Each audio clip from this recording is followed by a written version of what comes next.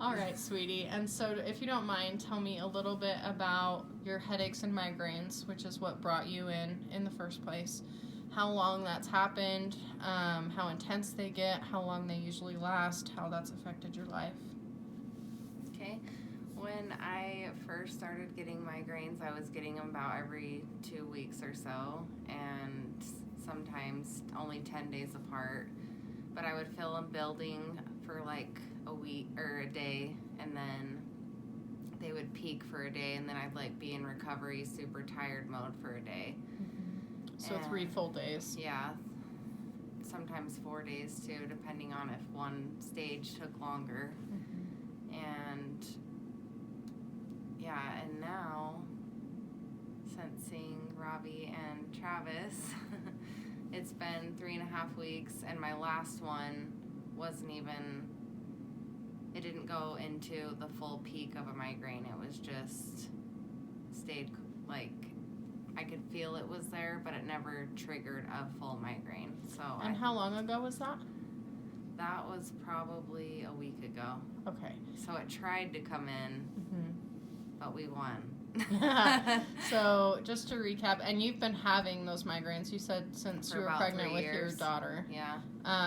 And so for 3 years you get a migraine every other day, or every other week, I mean. And 1 out of 10, how intense do those get? Anywhere from like 8 to 10, but yeah, it's pretty. Yeah, like the sick, the light sensitivity, all the things. Super painful. Mm-hmm. And your whole back actually spasms up and tightens up when you get them. From the base of the skull to the base of my spine down here. Mm-hmm. Yep. And then you've had 4 or 5 sessions lymphatically, and you've been getting adjusted as well. Yep. And you have still been having the headaches, but they've been getting less as intense. Is that right? And then this last one didn't ever peak. Yeah. So that was progress in itself.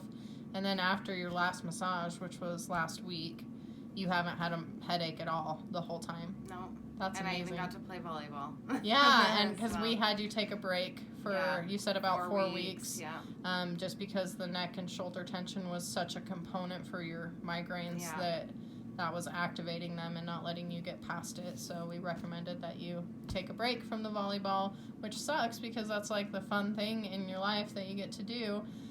So it's so awesome that you, haven't had migraines, and then on top of that, you got to play volleyball and it didn't trigger one.